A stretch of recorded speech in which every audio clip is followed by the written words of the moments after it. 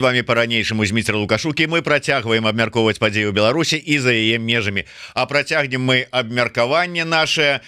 Заўсёды радуюся, калі да мяне прыходзіць сама прафесарка Флоридского Атлантычнага універсітэта, а гэта Майами, США, прафесарка кафедры дзяржаўнага кіравання, даследчыца эканамічнага факультэта Варшаўскага універсітэта, сяброўка Рады БНР Полина Прысмакова. Добрый день, спадарня Полина. Вітаю, спадар Зміцер. Нешта вы такая, ці то спалоханая, ці то стомленая, ці то разгубленая. Не, ну просто слухала ўсё, думаю, трэба абнавіць гэты ўсе паказчыкі. З Варшаўскім універсітэтам я сябрую, але ўжо не даследую, вось.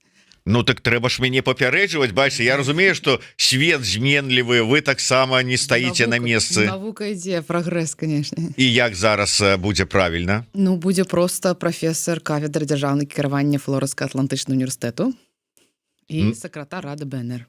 І сакратар Рады БНР.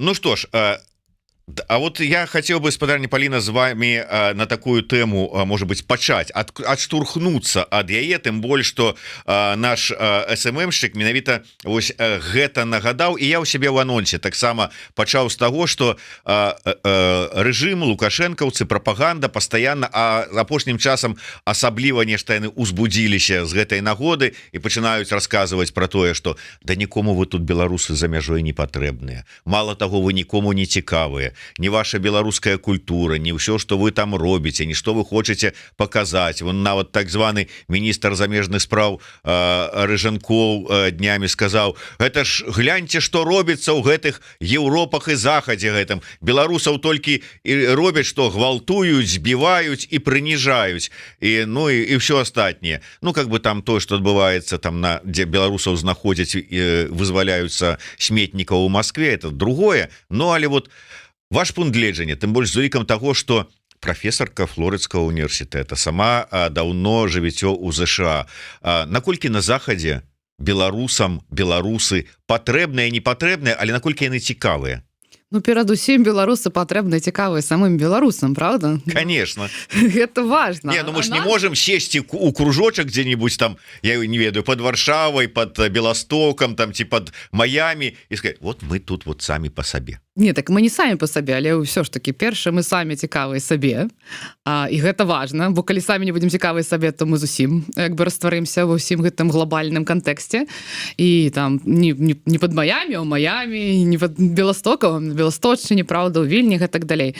Вось. Але ёсць же, зноў-такі, не будзем забываць, беларуская меншасць, якая, канешне, змяншаецца катастрафічна вельмі хутка апошнім часам, але яна ўсё ж таки ёсць. Вось. І гэта таксама як бы нельга казаць, што яна сама сабе не патрэбная, беларуская меншасць знаходзіцца на захадзе, ну, такім геапалітычным, як мы яго ведаем. І я мела прыемнасць гэтую восень чыняць два вельмі цудоўных мерапрыемствы, менавіта арганізаваных дзеля ці рукамі беларускай меншасці. Гэта традыцыйны фестываль бардаўскай осені. Ну, Падляшшы, правда, што ў гэтым годзе ўсё ж такі меўся быць меншы, але хочаш не хочаш разросся, і ўсё адно закрану тры гарады з галоўным канцэртам у Бельску-Падляшскім, правда, і хачу скарыстацца магчымасцю падзякаваць, канешне, Павлу Станкевічу, менавіта аўтутону, прадстаўніку беларускай меншасці, якому натуральна, ну зусім ніяк не абыякава беларуская культура і беларуская спадчына, які ён прамуе, правда. І яшчэ гэта фестываль «Беларусь старажытная», здаецца, ўжо трэці ці нават пяты, які меўся месца на Вільшчыне, менавіта ў Новай Вільні. Гэта таксама такі прыгарад Вільні, ці, можа, ўжо лічыцца раён, дзе традыцыйна жывуць беларусы, беларуская меншасць. Вось, то бок гэта не тая хваля дыяспары, правда, гэта вось тыя такія таксама аўтутоны, які там заўсёды былі. І там таксама хацелася падзякаваць, як бы, і, канешне, старшыні таварыства беларускай культуры Алесю Адамковічу і прадзюсеру Андрэю Квашевічу за вялікае свята. І вы можете сабе ўявіць, калі там яшчэ летась, можа, было 5 калектываў, які хацелі ўдзельнічаць, у гэтым годзе было 15, яшчэ выкрэсліваць прыходзілася, бо натуральна ўжо часу на сцэне хапала. Вось, і гэта не толькі беларускія калектывы, які прадстаўлялі беларускую культуру, правда, але гэта і калектывы, які прадстаўлялі літоўскую культуру, і украінскую культуру. Вось, і як бы Беларусь была прадстаўлена ў кантэксце іншых нацый, правда, еўрапейскіх, іх культур, што яшчэ раз паказвае цікавасць вось гэтых іншых, не проста да беларускага, а менавіта, каб яшчэ і далучыцца, разам там паспяваць, затанчыць, абмяняцца песнямі і, ну, добрым настроем, конечно. Дарэчы, наколькі вот я, калі не памыляюся, зараз не паспеў как бы гуглянуць, як кажуць, але бардаўская восень, ну, гэта фестываль, які, напэўна, ці не старэйшы за басовішча, ну, ці дзесьці у тыя ж часы, калі пачыналася толькі басовішча, где-то, ну, другая палова 80-х гадоў, тады стварыўся, і да гэтага часу, ну, фактычна штогод адбываецца. Якім чынам вы да яго спрычыніліся? Ох, ну так вось, як кажаце, з тых самых часоў, вось тых самых часоў яго памятаю, для мяне просто падляшая восень, без бардаўскай восень, ну, не існуе. То бок, калі там я сядаю, там, з Вільні еду на машыне, ці далятаю з іншых кропах, пытанне, куды ты едзеш к бардаўскай восень? Гэта ж натуральна, а дзе яшчэ трэба быць у лістападзе, правда? Вось. Але цікава, што акурат гэтым годзе, ідучы на сам фестываль, чамусьці вось так галаву стрэльнула пераслухаць народны альбом увесь ад пачатку до канца уже з дзецьмі, якія там палову песень, канешне, уподабалі, спявалі па дарозе. Дарэчы, якая песня любімая? У каго? У мяне ці у кожную дзіцячую пасобку? Не, у цябе. Ну, там ж пад настрой, канешне. Зараз, канешне, вельмі актуальна. Вось, ой, змагаліся мы, ой, стаміліся. Добра, ну гэта таксама добра. Вось. Але пра тое, што мы это пераслухаўшы, і акурат спадар Лявон Вольскі таксама, які з'явіўся трошкі нечакана, бо на маё разуменне гэта, ну, не спачатку было ў праграме, вырашыў таксама паспяваць народны альбом. Пасля была прэмія Міхала Непадыстава. То бок, як бы, я нават сама не ведаю, але падсвядома, ну, я кажу, две такія рэчы: бардаўская восень, народны альбом, восень, правда, гэта, ну, все такое разам, абсалютна непадзельнае, і мяжа тут увогуле ні пры чым, правда? То бок, там настолькі была хатняя атмасфера, як заўсёды. Ну, як бы пабыў Беларусь. Ну, бардаўская восень, гэта вот нешта такое адчуванне, што яно заўсёды было. Вот тут дзесьці у беларусаў гэта заўсёды было. Калі казаць пра гэты, я так разумею, новы фэст старажытная, Беларусь старажытная, які праходзіў у мястэчку пад Вільняй. Як ён стварыўся? Новая Вільня, гэта не мястэчка, я кажу, здаецца, ўжо афіцыйна раён горада Вільні, просто за лесам. Ну, нормально беларусам за лесам жыць. Ну, бараўляны вот такі. Вось. Гэты фестываль, вось, зноў-такі, абсалютна на валанцёрскіх пачатках. Таварыства беларускай культуры, а гэта даволі старое грамадства, і ўжо там дзесяцігоддзе, то бок, гэта не ўчорашняе стварылася. І, ну, канкрэтна, як яно з'явілася, гэты фестываль, напэўна, лепей запытаць у спадара Адамковіча, але вось менавіта з прамоцыі беларускага прадюсера, які цяпер у Вільні, Андрэя Клашевіча, ён як бы пачаў набіраць ужо такія вялікія абароты, правда, як бы, ну, па памерах, па рэкламе і па зацікаўленасці як гледачоў, так і удзельнікаў. Ну, тут акцэнт як бы трошки больш, можа, этнафальклорны, хаця былі прысутнасць як бы і там і беларускай дуды, правда, і нейкіх інструментаў. Ну і, канешне, хацелася б і ёсць магчымасць пашыраць, гэта ўжо, ну, не доўжыць, як там канцэрт, які цягнецца 6 гадзін, а вось таксама галоўны як бы партнёр, гэта Дом культуры у Новай Вільні, які па памерах даволі вялікі, можна рабіць некалькі пляцовак, можна пашыраць, і вось як бы, ну, цікавасць ёсць, і людзям хочацца выступіць і паказаць. І вельмі вялікая колькасць было дзіцячых калектываў, як з гімназіі, правда, беларускай, з беларускай мовы навучання ў Вільні імені Скарыны, так і новыя калектывы, які вось пасталі цягам хвалі эміграцыі. Гэта этнацэнтр Світанак, гэта дзіцячы калектыў Валошкі, то бок, ну, зноў-такі, гэтым як бы і моц гэтага ўсяго, як бы натуральна нейкі там старэйшыя жанчыны і спадары як бы там спяваюць нешта традыцыйнае, але і дзеці, якія да гэтага далучаюцца, то бок бачна, што Беларусь жыве.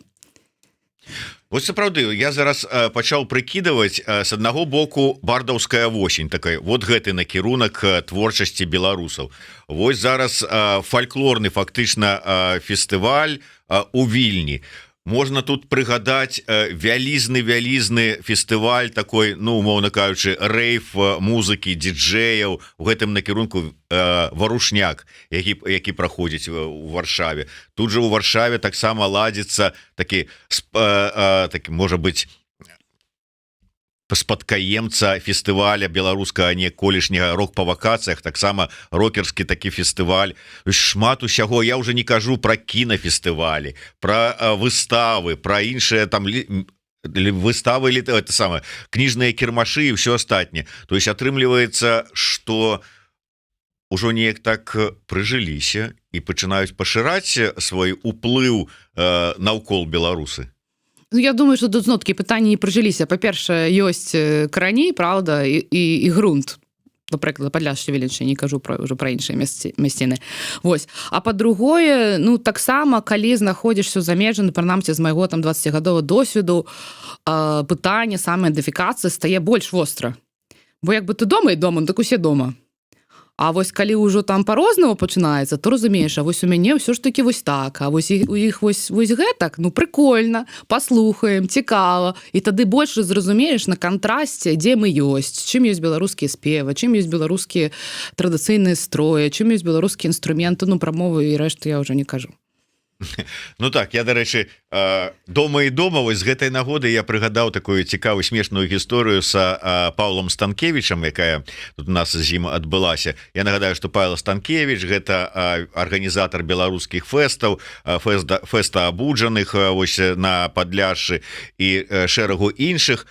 І мы тут у Варшаве з ім былі на такой канферэнцыі, антыканферэнцыі, якую ладзілася вот там наша кіраўніцтва, там аддзел, як яно там называется, аддзел по нацыянальным адраджэнні кабінета, і там со сваёй вынікамі свайго сацыялагічнага пытання выступаў прафесор Вардамацкі. І ён сказаў, што было у яго апытанне, якое ён праводзіў менавіта сярод тых, хто до гэтага часу знаходіцца ў Беларусі, то есть толькі сярод беларусаў унутры Беларусі. Ён умее гэту дату знайсці. Да, і ён кажа, што было одно пытанне такое: каго вы лічыце сёння сапраўднымі беларусамі?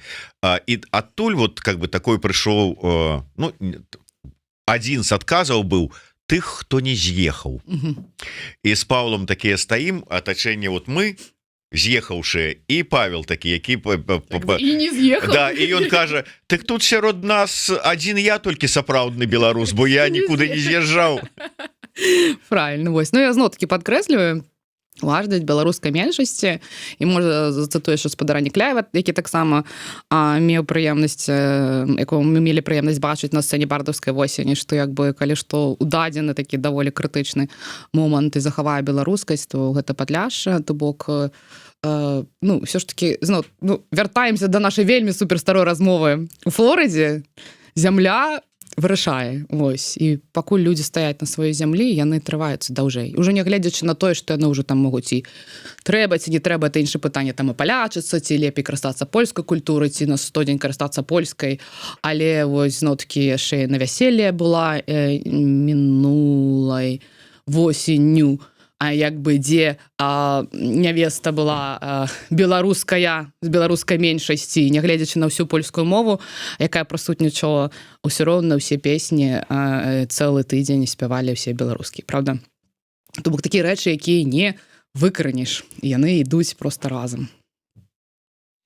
Так, я вот знайшоў же ж, господи, думаю, нешта не магу знайсці, а тут же ж Паліна Прысмакова прыгадала нашу размову во Флорыдзе. Так вот вось у гэтай кніжцы, трэцяя кніжка пра беларускую нацыянальную ідэю, выгнанні і на вайне, ёсць размова і бачанне нацыянальнай ідэі ад Паліны Прысмаковай, якая гучыць так: быць гаспадарамі на сваёй зямлі, спрадвечная нацыянальная ідэя беларусаў. Калі ласка, хочаце аўтограф пані прафесаркі, набывайце кніжку і атрымаеце аўтограф яе, калі наступны раз сустрэнеце на нейкім мерапрыемстве культурніцкім альбо навуковым, на канферэнцыі якой-небудзь, на якую яна і зараз, вот, дарэчы, спяшаецца, і дзякую, што знайшла хвіліначку заскочыць у студыю Еўрарады. Паліна, я хацеў бы ўсё ж таки вярнуцца, калі мы пра нейкую там культурнасць да адукацыі звярнуцца. Нашы папярэднія сустрэчы мы гаварылі пра беларускамоўную школку ў Вільні. Ну, мы ведаем, что там ёсць і так свая беларускамоўная гімназія, але размова ішла про тое, что беларусаў шмат пасля 20-го года ў Вільні, і хацелі пашырыць, бо не ўсім хапае месца. С аднаго боку, на якой стадыі што атрымалася, і вот ваше бачанне, ці ўсё ж такі ёсць патрэба, ёсць магчымасць беларусам пашырыць гэтае вось навучанне на беларускай мове, стварэнне беларускамоўнай адукацыі і в іншых краінах, не толькі ў Вільні. Дякую, я зноў паправлю, выбачайце, рэдактарскі прафесарскі падыход, не школка, але школа, бо звычайна школка называюць неяк дадатковыя нейкія заняткі, і вось акурат школка выходнага дня ў Вільні пры музеі Люцкевіча просто надзвычайна, і там все нармальна, ад раніцы да вечара ідуць. Да, як і в іншых гарадах, і ў Варшаве, у Кракове, ва Вроцлаве, в школах хапае школ. Вось школ, так, а школу, як мы ведаем, у Вільні ёсць афіцыйная гімназія, імя Францыска Скарыны з беларускай мовай навучання, правда?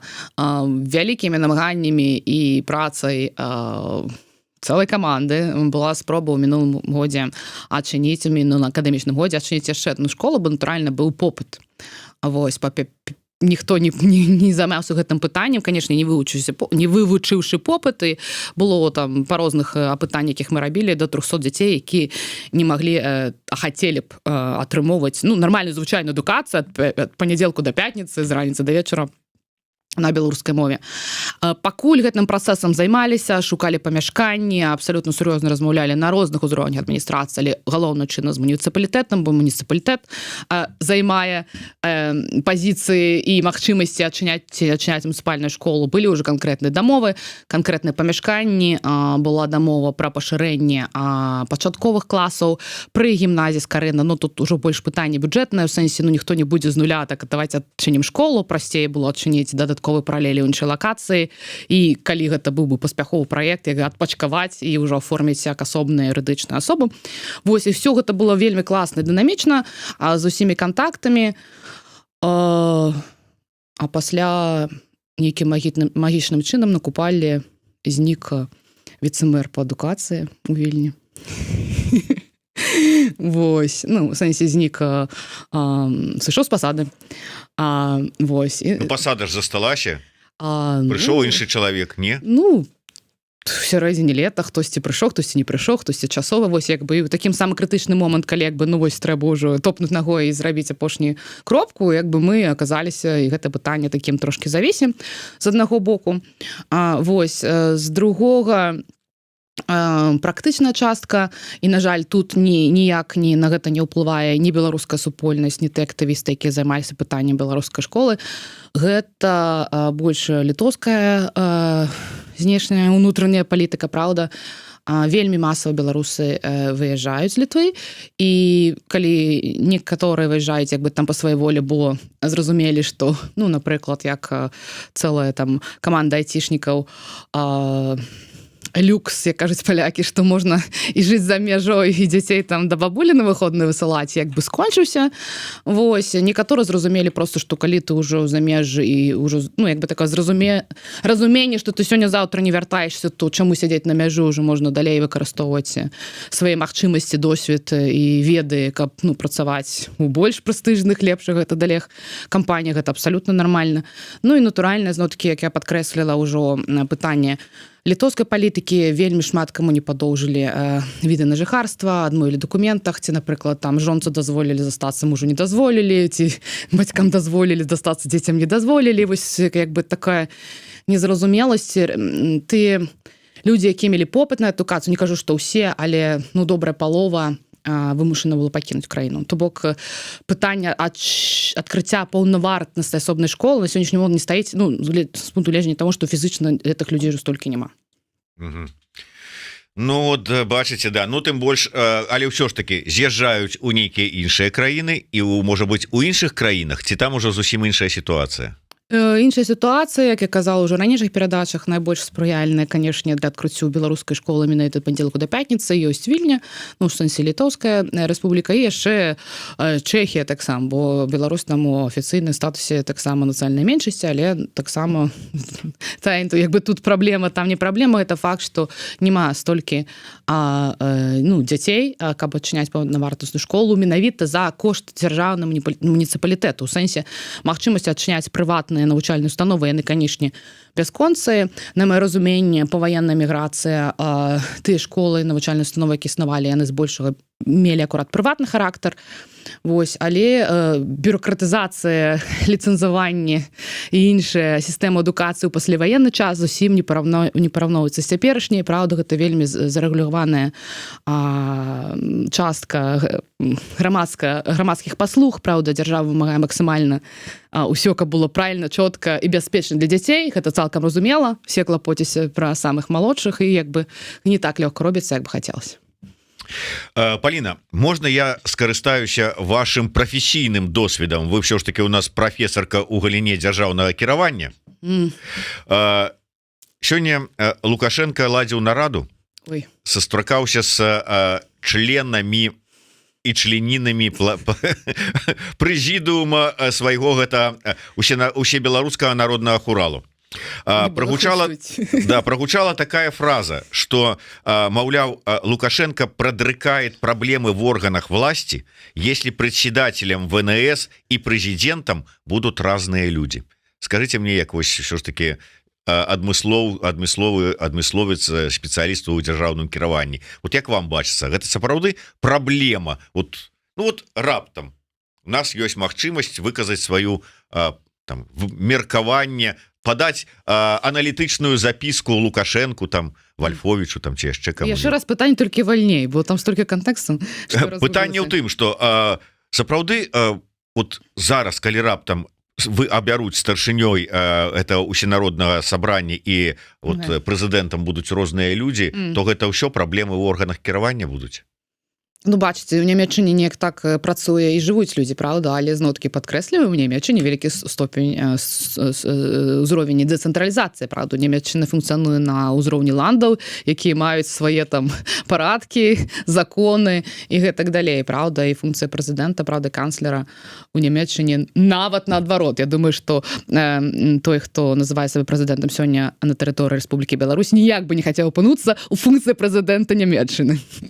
Ну так, то есть вот все упирается в то, что а потом как бы уладу дзяліць и глядишь вот как-то вот гэтага у кого там не трымаются синие пальцы ни за что, раз и раптам меней улады окажется. Ну, але застанется статус прэзідэнта. Ну это мы б так вот как бы со своим так бачаннем гэтага могли сказать, ну таки тое добра, а тут же ж вот... Ну, я думаю, што я б хацела паразмаўляць, бо не мела такой чароўнай магчымасці, менавіта са стваральнікам гэта ўсе беларуска, як вы яго назвалі. Вось, ну, на што яны апіраліся, калі гэта стваралі, праўда? Ці яны рэальна апіраліся на нямецкую мадэль? Ну, тады лагічна, што як бы патроху павінны быць это розныя людзі і змяншацца функцыя прэзідэнта. Як бы якая мэта была стварання гэта сходу. Может быть, это не на Нямецчыну яны там вопытам карысталіся, а может быть, якіх-нибудь, я не ведаю, краінаў Азіі, там Туркменістана, як там Савет мудрецоў, там что-нибудь вот такое. Ну, гэта, вось я пра то кажу, то бок, ну, каб зразумець, што ён хацеў, ну, меў на ўвазе, хацелася б даведацца, якая ўвогуле была функцыя стварэння гэтага органа, бо на маё разуменне у нас як бы і так ёсць прадстаўнічы, не вельмі прадстаўнічы орган, які як бы там функцыянуе, не функцыянуе, але прынамсі на паперы з 90-х, то бок цікава пытанне. Цікава, да. А мне цікава ўсё ж таки іншае. Вот на ваш погляд спецыяліста, што сёння адбываецца ў сістэме дзяржаўнага кіравання Беларусі? Вот у гэтай сістэме, калі там альбо там інагда не да законаў, не ўсё так адназначна, і вот як яно вот... Ну, мы вернулись у класічную вэберускую мадэль іерархіі, вось хто зверху, той маладзец. Вось, ну, палітыка, якая там спробы на якую там на канцы десятых неяк было дазволена, праўда, цяпер зноў скацілася ў чыста адміністрацыю. У палітыкі у нас не існуе, у нас існуе адміністрацыя, вертыкальная, цэнтральная, цэнтралізаваная, як бы, ну, вэбер бы пахлопаў. Гэта нешта такое з часоў ўсё ж таки больш, ну, я не ведаю, там, сярэднявечча, ці вот як это? Не, ну, чому ж так, вэбер-то, ну, зусім там... Ну, вэбер-то, да. Мінулага стагоддзя, скажем так, але, ну, вось вяртаемся такі ў міжваенны перыяд, правда? Вось такі стан. Але ён, як бы, па ўсіх паказчыках узгаданы, там, народны альбом і ўсё. Ну, пераслухайце, калі даўно не слухалі. Калі раней это, там, у 90-е, там, 2000-е, там, весела гучала, а цяпер проста кожная песня па жывой, нічога новага. Наколькі это небяспечна ўсё ж таки для, я не ведаю, для будучыні Беларусі? Не, ну, стабільная адміністрацыя, это вельмі бяспечна. Ага. Ну. То есть вы зараз вот как-то, я не знаю, гэта уплывае на вас блізкасць пражывання ля беларускай мяжы? Не, ну але просто ну, вы пытаецеся про бяспеку, ну так это бяспечна, ну небяспечна, калі існуе палітыка, бо палітыка гэта дынамічная структура, гэта ўвесь час нешта мяняецца, ёсць прапановы, ёсць правыя, левыя, там камуністы, дэмакраты і так далей. А калі ідзе стабільная адміністрацыя, ну наш любімы лозунг, ну ваш любімы лозунг, іх любімы лозунг усіх гэтых гадоў, дзесяцігоддзяў, це стабільнасць. Стабільнасць гэта фактор адміністрацыі, гэта іх як бы там пра назоўнік ці як тут дзе прыметнік уже, выбачайце мне, мае настаўнікі беларускай мовы, а палітыка яна нестабільная па сваім вызначэнні. Вось. Добра, стабільнасць, а развіццё тут ніяк не прадугледжваецца? Вось, дарэчы, вельмі цікавая рэч. Я вам зараз паспрабую з ангельскай перакласці. Калі там 92-тысячныя па-ангельску была вось эта тэрміналогія, якая даслоўна перакладалася на беларусках, там развіваючыся краіны ці развітыя краіны, так я вось хачу ўсіх апдэйтнуць, правда, і парадаваць. Гэтай тэрміналогіі ўжо гадоў так 7-8 увогуле не існуе у міжнародных як бы там палітыцы і міжнародным дзяржаўным кіраванні. Цяпер усе краіны свету дзеляцца на краіны поўначы і краіны поўдня. І прычым гэты поўнач і поўдзень ніяк не звязаныя з геаграфіяй. Вось, гэта просто два розных мадэлі існавання, не развіцця. То бок як бы лічыцца, што як бы ўжо все развіваліся, колькі яны маглі развівацца. І вось цяпер нам трэба з гэтым неяк жыць. І ўсё ж таки я тады не зразумеў, вот з чым мы живем, вот як гэтая мадэль, якая ёсць, она вот з пункту гледжання ўсё ж таки спецыяліста ў дзяржаўным кіраванні, як яна, да чаго яна бліжэй, як яна называецца? Потому что мы любім там кідацца фразамі типа аўтарытарызм, таталітарызм, а вот вам як бачыце? Не, ну я прафесор дзяржаўнага кіравання, у нас увогуле няма такого вокабуляру, ні аўтарытарызм, ні вось гэта што там яшчэ сказалі, ні нават дэмакраты, гэта лічыцца у нас ну мацюковае слово ў дзяржаўным кіраванні, няма такого паняцця. Ёсць адміністрацыя, яна можа быць цэнтральная, дэцэнтралізаваная, правда, ёсць розныя ўзроўні улады, правда, самакіраванне, ёсць цэнтральнае. Вось, а там уже як там вось то, што вы назвалі гэтыя эпітэты, ну гэта да палітолагаў, правда, для нас гэта эмацыйная афарбоўка рэальнасці.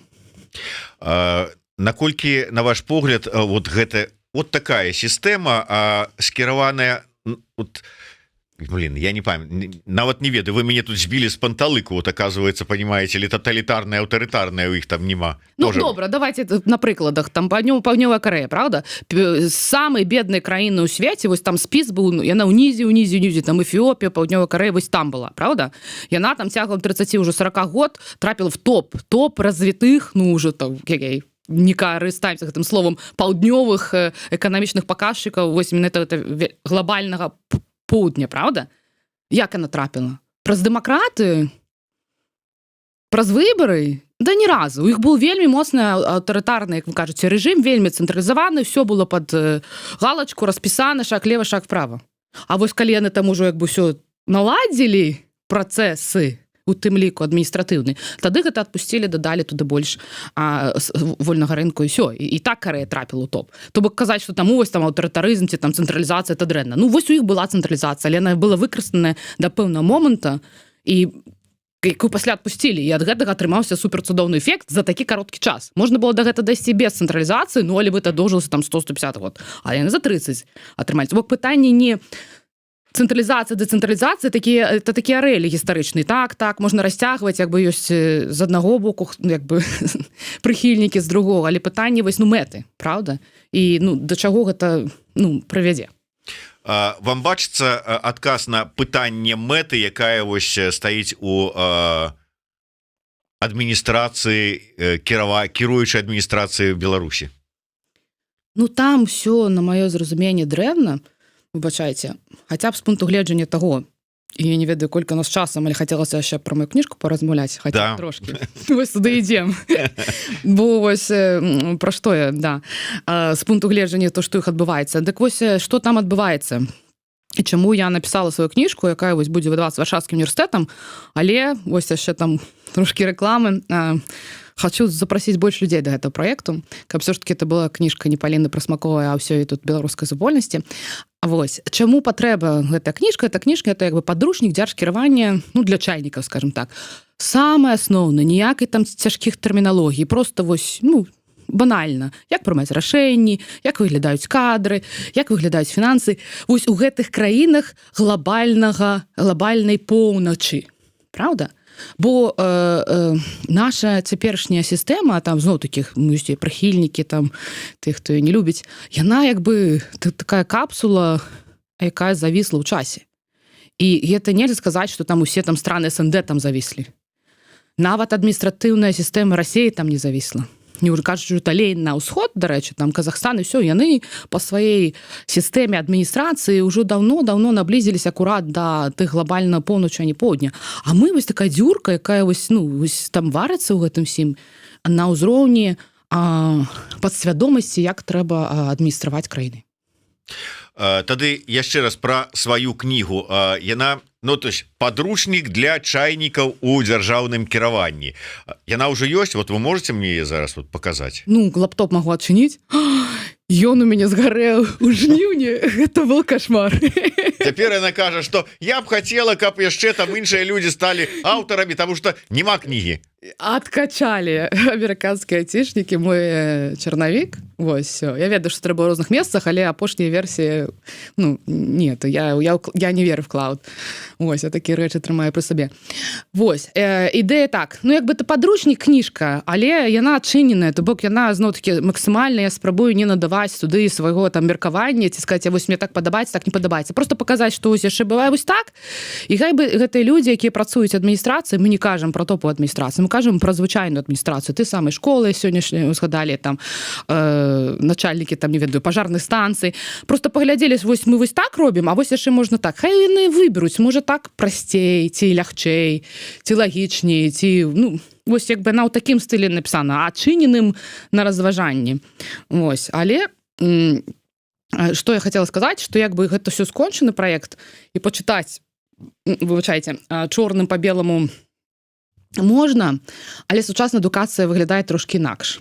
Вось, сучасная адукацыя, яна як бы інтэрактыўная, каляровая, і калі ўжо не онлайн, а кніжка натуральна будзе, канешне, онлайн, але хацелася б усё ж такі вось такіх яшчэ фізычных асобнікаў, як мага болей атрымаць, каб олдскульным нашым раздаць і самой пацешыцца. У маім бачанні мае быць каляровая і з малюнкамі. Вось так выглядаюць там топавыя падручнікі, зноў-такі амерыканскія, брытанскія, французскія. Там ёсць шмат ілюстрацый. Праўда? Вось як нам ілюстраваць нашу беларускую адміністрацыю?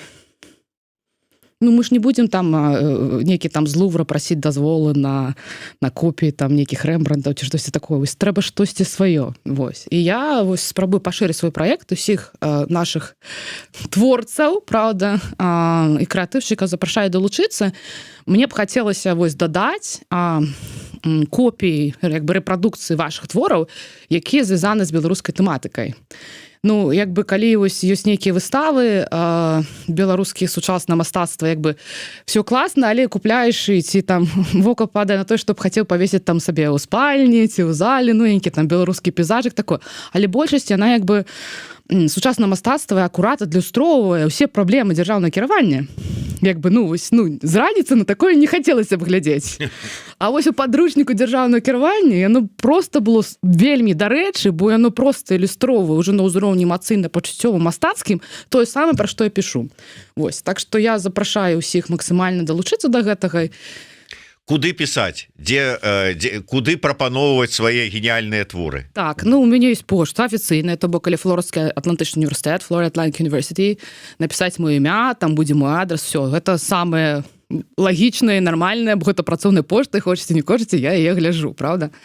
Вось. Гэта галоўная, конечно, крыніца, але зноў-такі пытанне тут у копірайце, бо я хочу, каб все было правильно. Мы зноў-такі знаходзімся на захадзе, правда, у глобальнай там поўначы. Я цалкам паважаю усе гэтыя пытанні копірайта і так далей. У любым выпадку, наколькі я разумею, разлічваем на тое, што Варшаўскі універсітэт гэтую кнігу выдасць. Але мы пакуль паставілі на паузу, бо я тут хочу максімальна вось візуала дадаць. Таму каб кніга хутчэй як мага хутчэй была зробленая і пайшла у свет, каб кожны, як там было сказано, выкладчык у школе там ці кіраўнік станцыі пажарнай мог взять і паглядзець, якім ўсё ж таки сваёй структурай, сваёй адзінкай дзяржаўнай кіраваць лепей было б. Таму далучайцеся, пошта ёсць, можна праз Флорыдскі універсітэт напісаць спадарыні Паліне і таким чынам увайсці ў гісторыю, далучыўшыся да стварэння вось гэтага падручніка па дзяржаўным кіраванні. І заодно пазнаёмся сваімі творамі тых людзей, каму яны, ну так мовіць, і адрасаваныя. Вот так вот. Так что давайте, не думайте, не шкадуйте, а долучайтесь до супольной працы. Полина, на завершение хотелось бы завершить еще темой Рады БНР. Ого, давайте. Что там отбывается, расскажите. У нас все нормально. Вельмі грунтовны такі, галоўнае, што шматзначны адказ. Не, ну я думаю, што як ніколі функцыя Рады БНР вельмі актуальная цяпер. Праўда, ось тут ж некі там перанеда выбары хутка неўзабаве будуць. Тут уже зноў такі пытанні палітычныя, якое я не буду удавацца ў дэталі.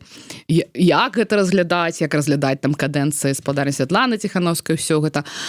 То бок я запрашаю і Рада БНР, запрашаю ўсіх беларусаў, асабліва тых разгубленых, якія як бы вось не ведаюць, што ж мы тут чакалі, не дачакаліся і далей, вярнуцца до таго, да чаго вярталася тая эміграцыя ўжо вось 100 з кавалкам гадоў, што як бы там актуальная палітыка, это ўсё вельмі класна, важна, вось гэтыя рухі, гэта павінна быць, але ёсць глобальная, праўда, ёсць ідэалы 25 сакавіка.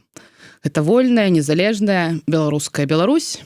І вось трымаючы і гэтыя ідэалы ў сэрцы і ў галаве, працягваць жыць далей, самаразвівацца, займацца тым, чым лепей, што вы найлепей умееце ў жыцці, калі вы лекар, займаецеся лекаваннем, калі вы мастак, займайцеся мастацтвам, калі вы там выкладчык, ну падвучыце тую мову той краіны, дзе вы ёсць, займайцеся выкладаннем, развівайце сабе, трымаючы гэтыя ідэалы ў сэрцы. І тады ўсё у нас будзе найвесялейшы, найпрыгажэйшы. Най. Таким чынам, вось у перыяд такой, ну, нейкай тай разгубленасці, палітычнай турбулентнасці, ўсяго астатняга, калі там пачынаеш там, а што там Ціхановская зрабіла за 4 гады, а хто яна пасля 25-го года, а хто Лукашенко, а хто яшчэ што там тое, сёе. А што вы зрабілі за гэтыя 4 гады? Вось. Да, то есть, можна сказаць, а вот давайте мы далучымся там да нейкай дзейнасці, актыўнасці, там інтэрактыўнасці, якую прапануе Рада БНР, і вот что гэта можа быць, ці не? Ці кожны сам сабе выбірае, кожны выбірае па сабе. Справа, мы ж якби функцыя Рады не прапанаваць, правда, функцыя Рады БНР ёсць трымаць, і вось уже 100 там зноў-такі з кавалкам гадоў гэтыя ідэалы, правда, яны ў нас не змяніліся за ўвесь гэты час, я яшчэ раз скажу, незалежная, правда, вольная і беларуская Беларусь. Ну что ж, што б ні было, як бы не змяняліся там палітычныя плыні, перавагі і ўсё астатняе, ёсць некалькі, да, в прынцыпе, не некалькі, а самае галоўнае, працаваць на Беларусь, на беларускую Беларусь, дзе б мы не знаходзіліся. А гэтая праца можа быць абсалютна розная, пачынаючы ад удзелу ў розных конкурсах, фестывалях, актыўнасцях, да саўдзелу у напісанні ці стварэнні кнігі спадарыні Паліны Прысмаковай па дзяржаўным кіраванні, падручнік для чайнікаў. Увойдзеце ў гісторыю, творцы, звяртайцеся, пошту знойдзеце на Флорыдскім універсітэце. Ну ці просто займацца сабой, але сабой так, каб вы нешта рабілі для вашай беларускасці, для сябе, але і для Беларусі. Беларусы іншыя маглі ганарыцца, што вось у нас такі класны лекар у Францыі, вось у нас такі класны беларускі псіхолог у Амерыцы, вось у нас такі класны там беларускі мастак, які жыве ў Нямецчыне. Тут ужо як бы пытанні не фізычныя геалакацыі, а прыналежнасці да беларускай справы. Вот так вот. Зямля, канешне, важна. Як казала Паліна Прысмакова у сваёй нацыянальнай ідэі, але і, як там кажа, дзе твоя Беларусь? Тут, да?